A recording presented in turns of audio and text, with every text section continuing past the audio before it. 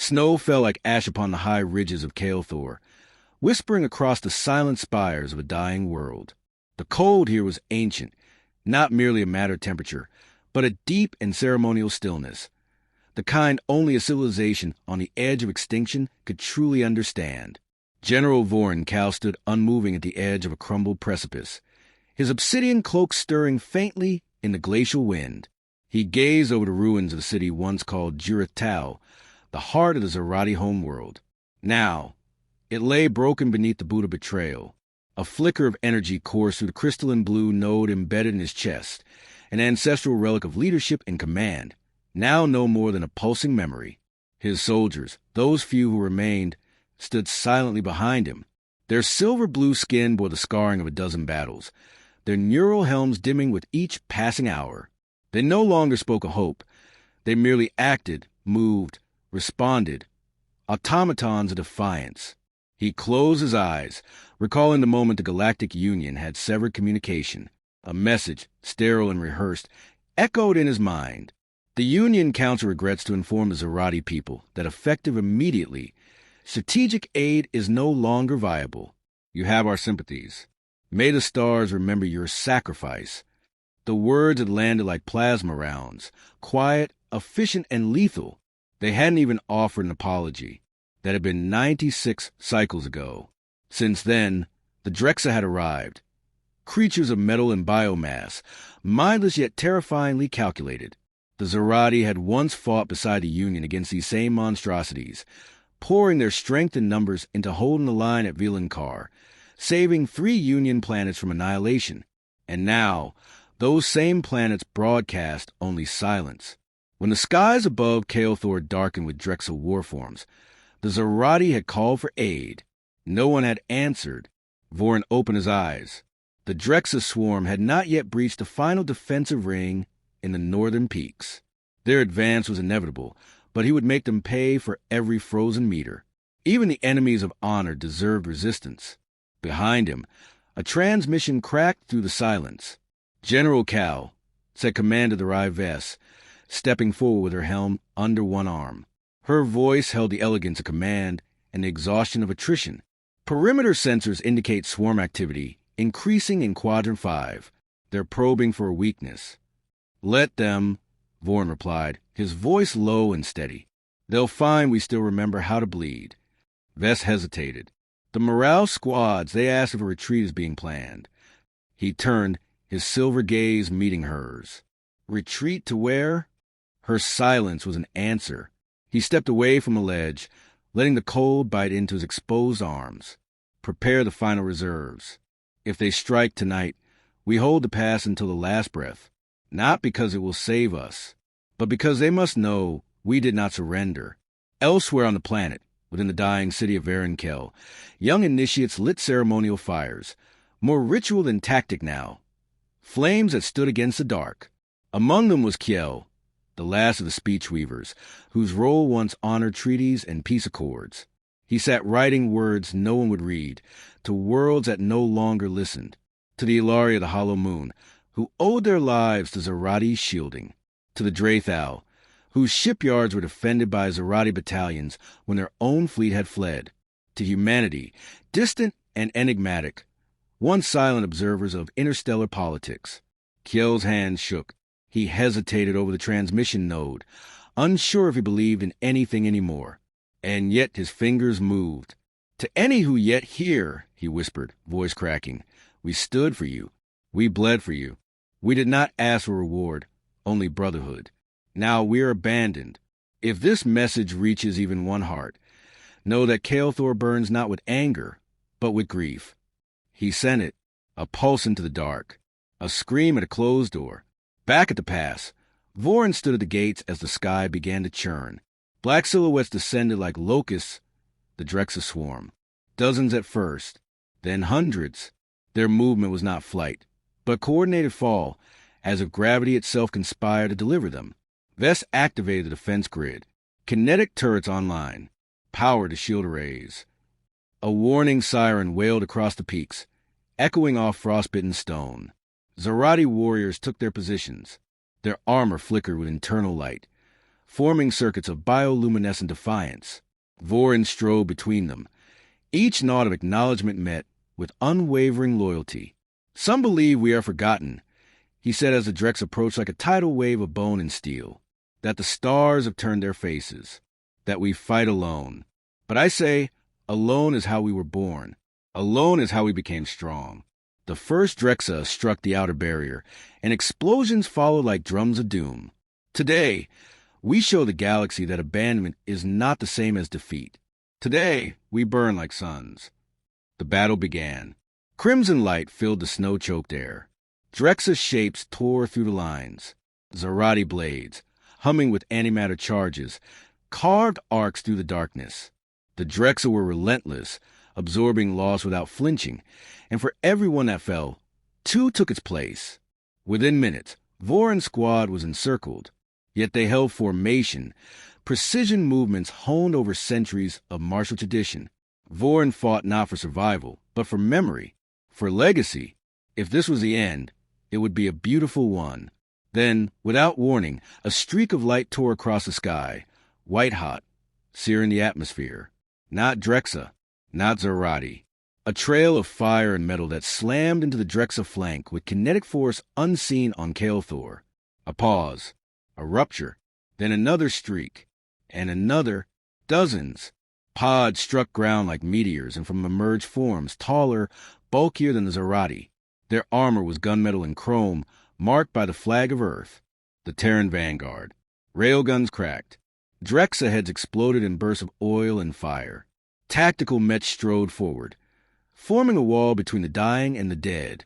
One soldier knelt beside a wounded Zarati warrior. "Hold still," he said, injecting stabilizer foam into the wound. The Zarati blinked. "Why?" The human smiled grimly. "Because it's not your time." Vorin stood stunned as a woman approached him, helmet under her arm. Her hair was cropped, her eyes fierce. "Admiral Reina Cortez," she said. "You sent a message. Earth received it." Vorin's throat tightened. "Why?" She looked out at the battlefield, then back to him. "Because you stood for us. And now we stand for you." Above them, the Union stars still watched. But for the first time in generations, Kael'thor was not alone, and the war was not yet lost. The snowdrifts of Kael'thor lay stained in ash and blood as the last echoes of the battle subsided into the wind. Smoke twisted upward in thin columns, curling around the broken spires of ancient monuments that had once declared peace to the stars. Now, they were riddled with plasma scoring, fractured by the fury of alien boots. The dead, Zarati and Drex alike, lay scattered like fallen constellations, silent witnesses to a day that should not have happened. And yet, in the center of it all, humanity stood, a jarring presence of steel, heat, and impossible resolve. General Vorin Cal moved to the battlefield with slow, deliberate steps, each stride a testable against the weight of memory. His armor bore fresh damage. A long scorch etched across his right side, and the glow of his chest node flickered with strain. Despite that, his spine remained rigid, his presence undeniable. Around him, the remnants of his command limped and knelt beside the wounded, aided now by strange allies in Terran armor. These humans were efficient, grim, and quiet, not celebratory in victory, but focused in duty. He found Admiral Cortez near the wreckage of a Drexa drop pod, her coat flapping sharply in the cold wind. She was speaking with her officers, gesturing toward a holographic display that floated above her wristcom. Tactical diagrams blinked in and out, overlaid with heat signatures and swarm vectors. "You saved us," Vorin said, his voice dry, not from lack of emotion, but from too much of it. Cortez didn't look up immediately. She finished her sentence, then turned. Her eyes, sharp and dark, studied him with frankness. "We bought you time," she replied, savings still on the table. "If we're lucky." His mandibles clicked softly in what passed for a smile. "I'll take luck over abandonment." Cortez nodded. "Same." Their mutual understanding needed no ceremony. These were leaders of battered peoples, too tired for politics, too tested for posturing. "How many of your ships made it through atmosphere?" Vorin asked. 2 destroyers and a carrier. The rest were forced to remain in low orbit. Drexa flak net's thicker than we anticipated. We didn't get this far without losing good people. Then we are not so different. The human admiral let out a slow breath, the vapor coiling from her lips. I need to understand what we're standing in the middle of. The Drexa don't do full planetary encirclement unless they're harvesting something specific. Kael'thor isn't resource-rich enough to justify this scale. Vorin turned his gaze toward the horizon. It's not minerals they seek. He led her to a shattered temple carved into the mountain face. Inside, away from the wind, the ancient walls still pulsed faintly with bioluminescent glyphs, swirling in slow, intelligent patterns. A central altar glowed with a soft, azure light. Cortez approached, her boots clinking against the stone. What is this? The heart core, Vorin said. The source of our neural lattice. The root of Zarati memory. Every mind, every thought, every dream of our people since our beginning. It is stored here. This is not just our heritage. It is our soul. Cortez stepped back, her brow furrowed. They're trying to erase your species from existence. Not just bodies, history. The Drexa consume intellect. They digest not only flesh, but legacy. With the core, they gain access to knowledge buried over eons. Strategies, technologies, biogenetic archives we've long kept dormant. And if they succeed, she asked, Vorin turned to face her fully. They won't stop with us. Outside, the wounded were being loaded into makeshift recovery pods. Human medics work with Zarati tenders, their languages unfamiliar, but their intent the same. One Terran soldier, Elias Ward, helped a young Zarati initiate walk, her leg wrapped in scent cloth, her talons scorched. You ever seen anything like this? She asked, voice trembling. Ward shook his head. No, but I've read about it. You people held the line at Vilankar when my grandfather was just a child. We owe you more than most know. The initiate looked up at him, confused. Then why did no one come? Ward's jaw clenched. Because politicians don't bleed, but soldiers remember. Cortez and Vorin stepped from the temple as a new alert buzzed across their shared comm lines. A scout drone fed back a sequence of images, a Drexa dreadform breaching the southern ridge, its legs like siege towers, casting shadows miles wide. Behind it, smaller swarm clusters converge in formation. They're advancing, Cortez muttered, faster than we predicted. They found the path to the core, Vorin said. We need to hold them at the shard canyons. If they breach that, the final seal protecting the core will fail. Cortez tapped her comm. Echo Group, rotate artillery to southern vectors. Mech units to the ravine pass. We're establishing a kill corridor. And we, Vorin added, will give them a reason to regret evolution. The combined forces rallied once more. Terran war machines, Titanus bipedal constructs loaded with plasma cannons, lined the cliffs, their visors gleaming. Zarati gliders, rebuilt from scraps and desperation, swarmed the lower skies, guided by instinct rather than radar. Together, they waited as the Drexa tide approached, this time with purpose, this time with precision. Cortez stood atop the northern ridge, binoculars in hand. What I don't get, she muttered to herself, is why now? Why Kael'thor after so long? Why escalate the war when you've already been cut off? Vorin's voice came from behind her. Because something woke them. She turned. He continued. In the deepest vaults of the core, before we sealed them, we found remnants of something older than us, older than the Drexa, a neural imprint buried in stasis, a code, a map, perhaps even a sentient seed. We never deciphered it, but the Drexa sensed it. You think they want to become more than they are? They want to become the only thing that is. A heavy silence fell between them as the first sounds of the Drexa assault reached their ears. Clicking mandibles, shrieking engines, the unnatural thrum of their hive call. Cortez looked down at the earth, insignia emblazoned on her gauntlet. For the first time in her long career, she felt the war was no longer about borders or species. It was about survival, memory, meaning. Ward crouched beside her. Orders, Admiral? She drew her pulse rifle and nodded to Vorin. We make our stand here, not because we can't run, but because some things are worth standing for. The horizon darkened again. Shadows came howling through the snow, and humanity met them not with fear, but with fire. Lightning cracked across the sky as Kael'thor's second nightfall settled like a shroud over the battlefield. In the moments between thunder and silence, the combined forces of the Zarati and Terran expeditionary units braced for another siege, exhausted yet unwavering. The wind howled down the glacier ridges, carrying with it not just snow, but the acidic scent of Drexa blood and scorched ice. Humanity had arrived as an anomaly, unexpected, uninvited, and unafraid, and her defiance had rewritten the fate of a world already consigned to memory. In the command tent nestled into the side of a frozen ridge, Admiral Reyna Cortez leaned over a tactical holomap. The digital terrain flickered with updates, swarm density, atmospheric shifts, seismic disturbances. Her dark eyes were ringed with fatigue, yet her gaze remained focused, sharp as obsidian. She was not built for survival. She was built to resist. "Reinforcements from orbit?" asked Lieutenant Elias Ward, his breath forming clouds in the freezing air. He had traded his scorched outer armor for insulated recon gear, but fatigue clung to his voice. Cortez didn't look up. None. Communication blackout extended across 3 Union relay bands. "We think the Drexa are using signal-drained spores in the upper stratosphere. So we're cut off," Ward said, his voice low, confirming the truth that had hovered unspoken since the previous skirmish. "Cut off," she echoed. "But not beaten."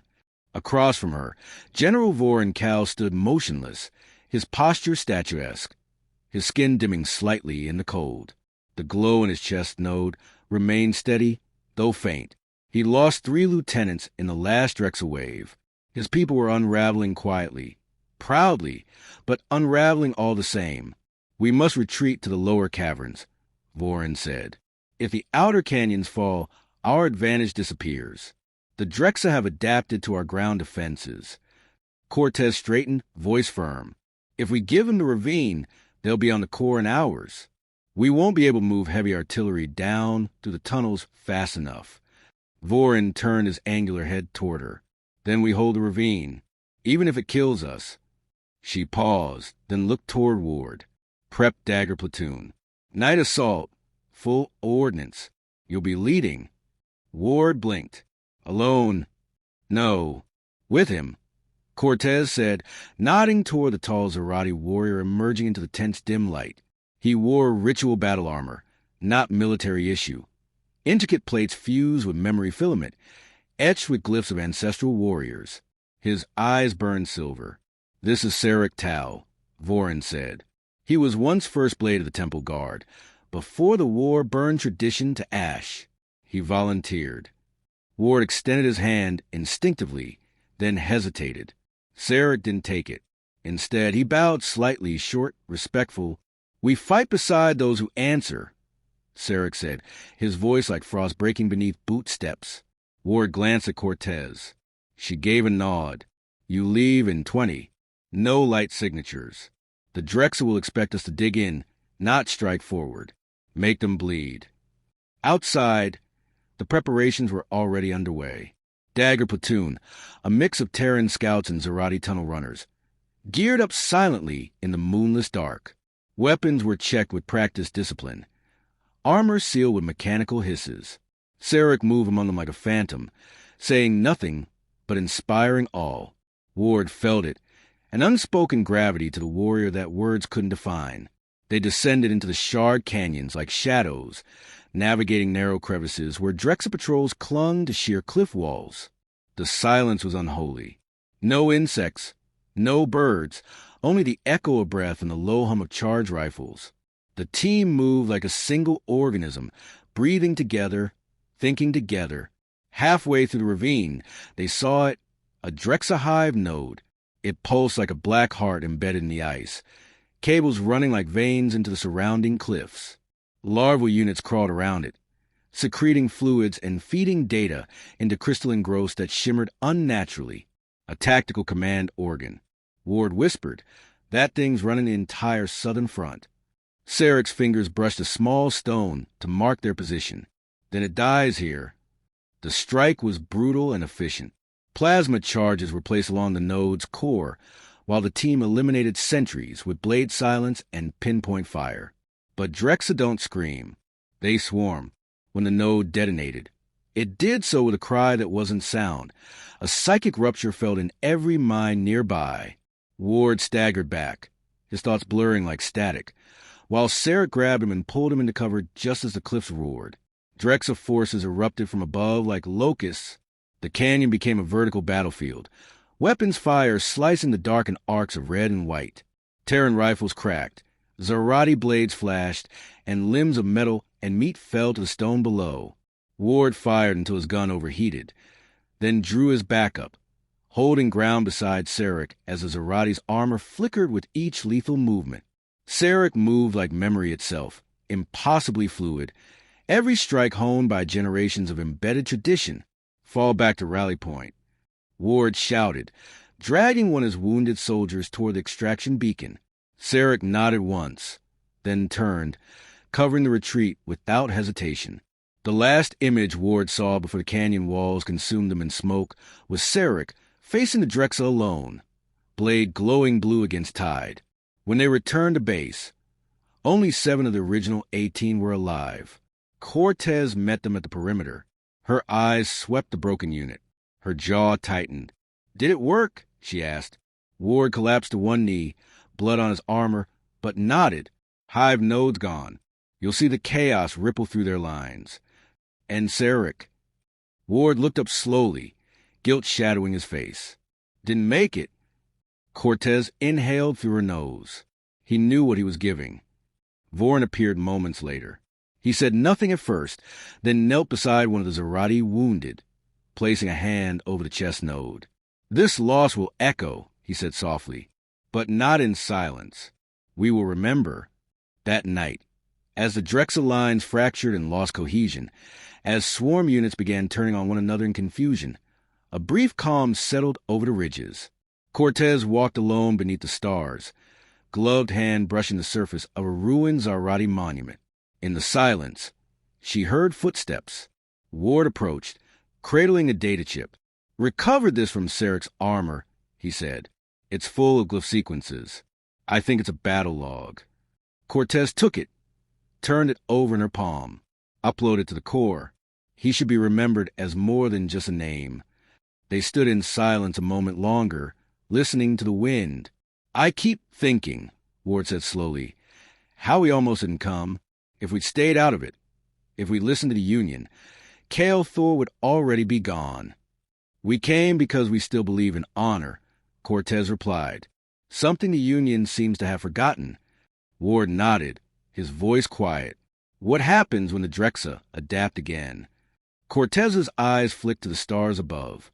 "Then we adapt faster. And we don't do it alone. Far beyond Kael Thor's stratosphere, among the wreckage of old satellites and abandoned Union listening posts, a faint signal pulsed outward. It was encoded, simple, yet powerful. A message not of surrender nor of desperation, but defiance. And for the first time, someone listened. It wasn't over. Not yet.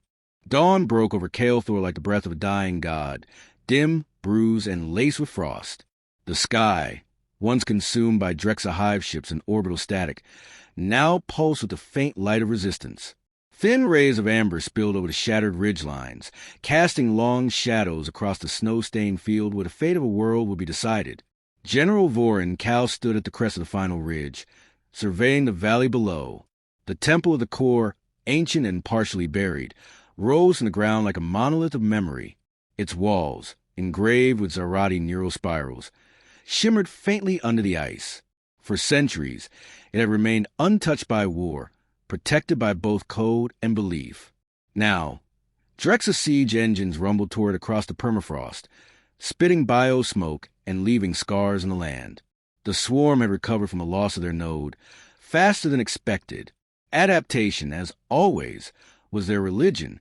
Beside Vorin stood Admiral Reyna Cortez, wrapped in an insulated tactical cloak, helmet tucked beneath one arm.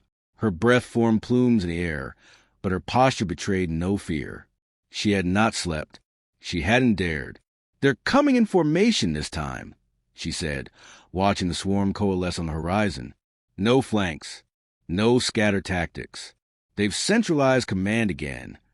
Voron's gaze remained fixed. They've decided this is the final engagement. She turned to him. Then we fight like it is. Troops prepared in silence.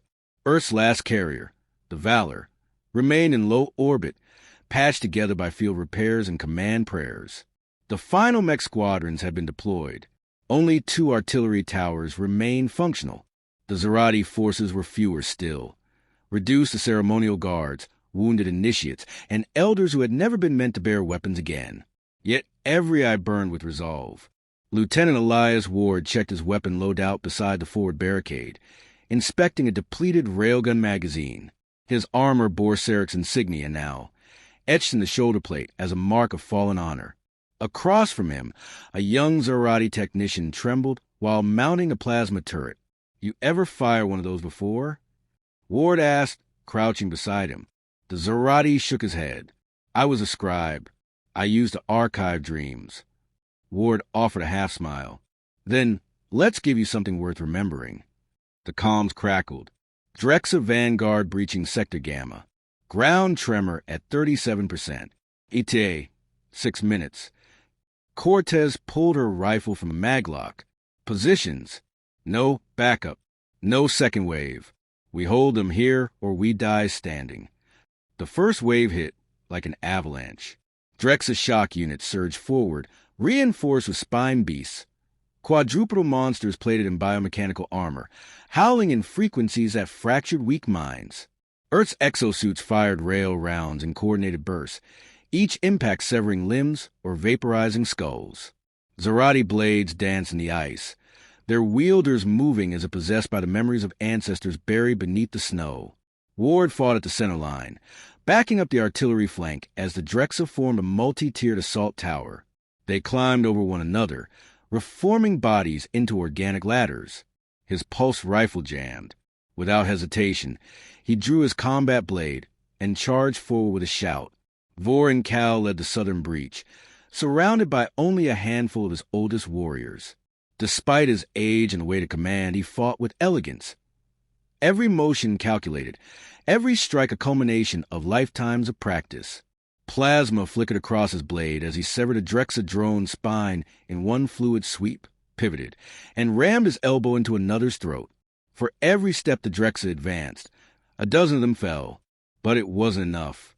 Within minutes, their numbers overwhelmed the outer barricades. Cortez gave the order, detonate fallback lines. Explosions laced the pass, tearing up the frozen ground and halting their advance momentarily. "Pull back to the temple steps," she commanded over comms. "If they take the structure, they take everything." In the chaos, one of the bio-titans reached the outer wall of the temple. It slammed its clawed limbs into the protective barrier, sending ripples of light across the surface. Ancient Zarati shielding strained, flickering, then held, barely. Ward sprinted up the incline, his mech armor scorched and cracked. He fired his last grenade into the Titan's face, blinding it long enough for Voron to leap onto its back and drive his blade deep into the creature's neural core. It spasmed violently before collapsing, taking the general with it as it fell. "Voron!" Cortez shouted, but he rose, blood streaking down one side of his face, one arm broken and limp. "Still breathing," he rasped.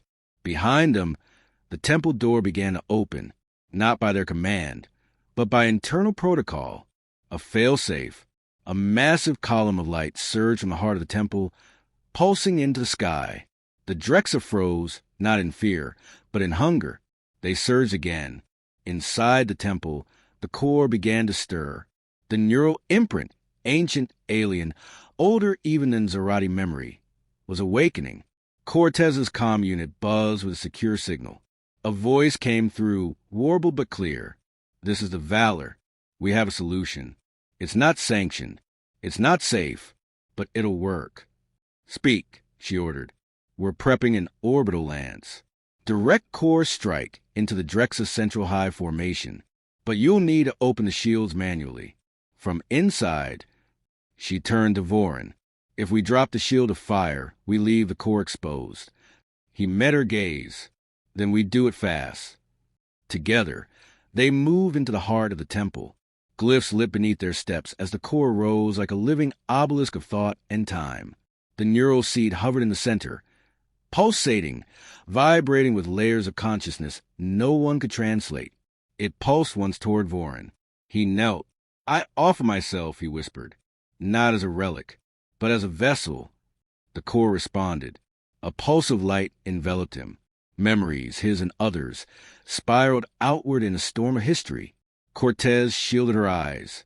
When the light faded, he stood taller, eyes glowed with the power of thousands. Outside, Drexa forces began converging on the temple in a frenzy, sensing their prize. Cortez activated the override. "Valor, you're a go for Lance. You got one shot." The orbital weapon fired, a beam of condensed stellar energy piercing the atmosphere and slamming into the Drexa's center mass. The shockwave vaporized hundreds of units in a single instant, the remaining ones thrown into disarray. But the temple shields had collapsed during the strike. A final Drexa brood unit broke through the doorway, screeching as it lunged at core. Vorin stepped into its path. He fought not with a weapon, but with his body charged by the neural storm. He absorbed the impact, drove his arm to the creature's chest, and collapsed with it as it died.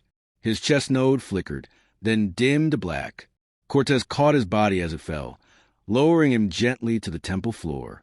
"You held the line," she whispered. His lips moved, faintly. "So, did you?" Outside, the Drexa broke. The remaining units scattered, leaderless, disconnected from the hive mind now crippled by the orbital strike. Earth and Zarati forces advanced across the field, not to conquer, but to reclaim. Ward stood at the ridge's edge, helmet off, wind whipping through his hair as he watched the Drexa disappear into the dawnlit distance. "It's over," he said, voice hollow.